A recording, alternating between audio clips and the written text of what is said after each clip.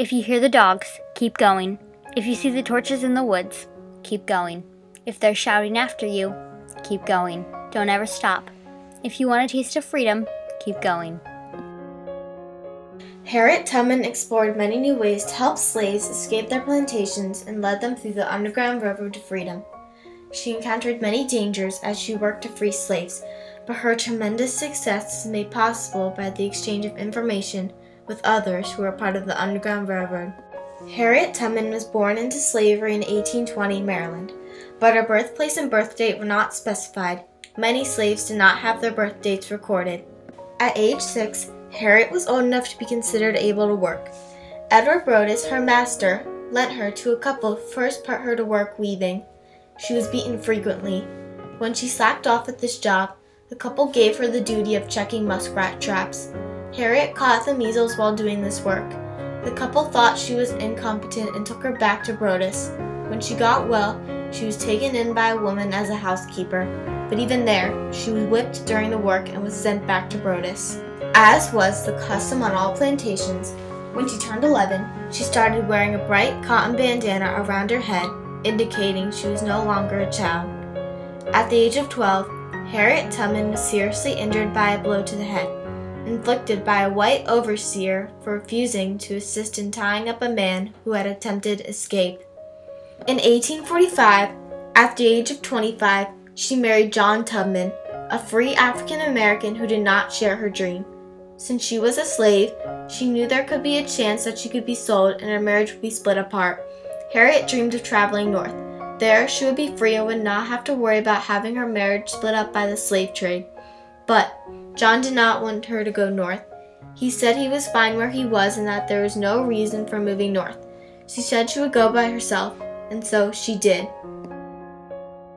Harriet was given a piece of paper by a white abolitionist neighbor with 2 names, and told her how to find the first house on her path to freedom.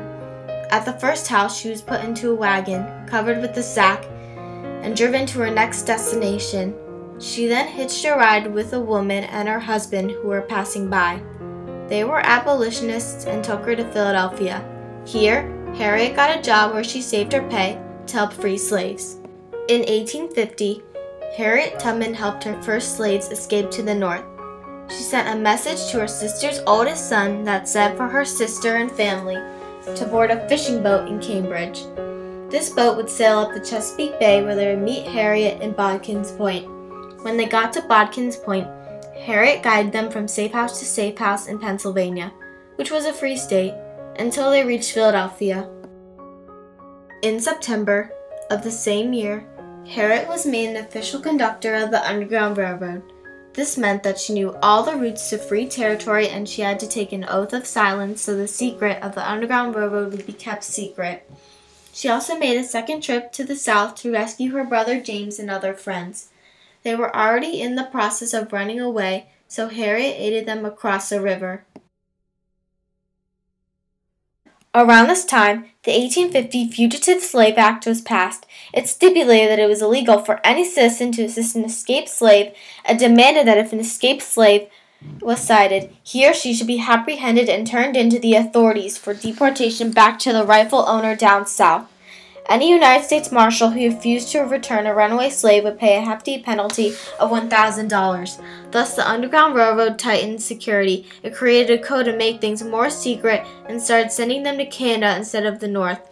They started using patterns embedded within the quilts to communicate to each other as a secret language that no one else could figure out their plans. Harriet's third trip was in September 1851. She went to get her husband, John, but he had remarried and did not want to leave. So she went back up north and found there were more runaways to rescue than anticipated. But that did not stop her. Harriet had many tactics for keeping her groups moving towards freedom. This included drugging crying babies with paregoric to make them stop crying, boarding south trains to confuse slave hunters, and singing spirituals with the weary and frightful fugitives. African Americans and whites lived together in comfortable houses and they had their own land to farm and raise crops. St. Catherine's remained Tubman's base of operations until 1857. If the doors were red, then it meant it was safe to enter the house. If there was a lit lantern hanging on a hitching post, indicated that it was safe to enter the house. In the winter of 1852, Tubman was ready to return to the U.S. to help free more slaves. In the spring, she worked in Cape May and saved enough money to go to Maryland. By now, Tubman had led so many people from the South that she became known as Moses of her people. She encountered plantation owners who posted a $12,000 bounty for her. The state of Maryland itself posted a $12,000 reward as well as a $40,000 reward for her capture. Tubman made 11 trips from Maryland to Canada from 1852 to 1857. Her most famous trip concerned a passenger who panicked and wanted to turn back. Tubman was afraid if she left, he would be tortured and would tell all he knew about the railroad. The unwilling passenger changed his mind when Tubman pointed a gun at his head and said, "Dead folks tell no tales." One of Harriet's most memorable events was when she rescued her parents in 1857. Harriet's abduction of her parents was an event in the Underground Canals.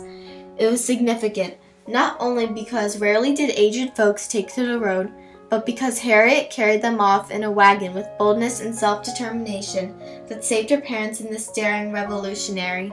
In 1860 in Troy, New York, in which she set her mind setting free a fugitive who had been captured and was being held at the office of the United States Commissioner.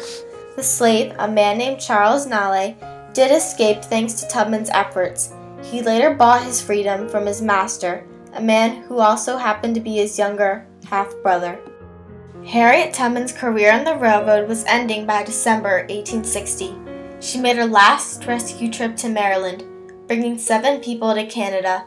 In the 10 years she worked as a conductor on the railroad, Harriet managed to rescue over 300 people.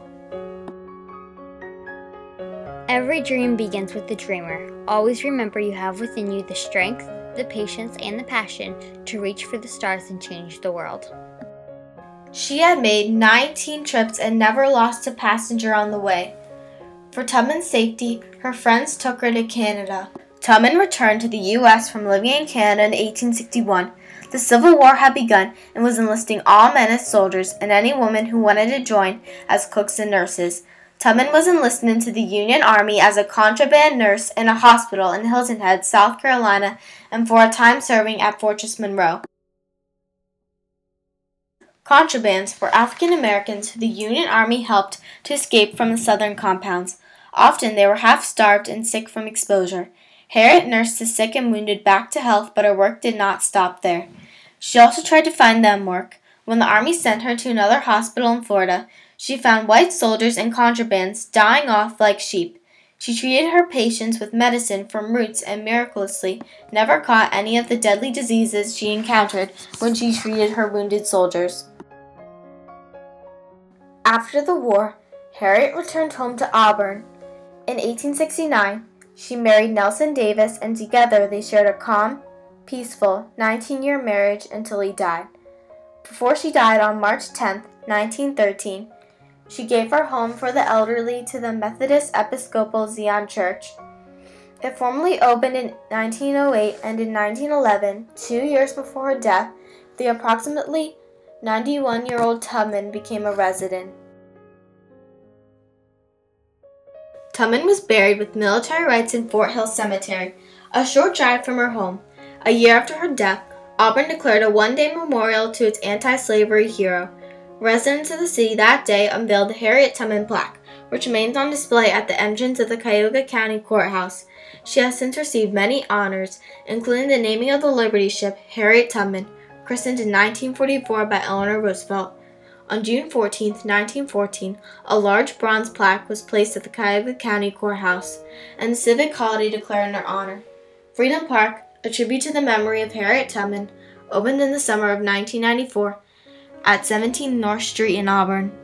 In 1995, Harriet Tubman was honored by the federal government with a commemorative postage stamp bearing her name and likeness. Harriet Tubman is well known for freeing slaves despite many challenges she encountered, and she will always be remembered as a hero.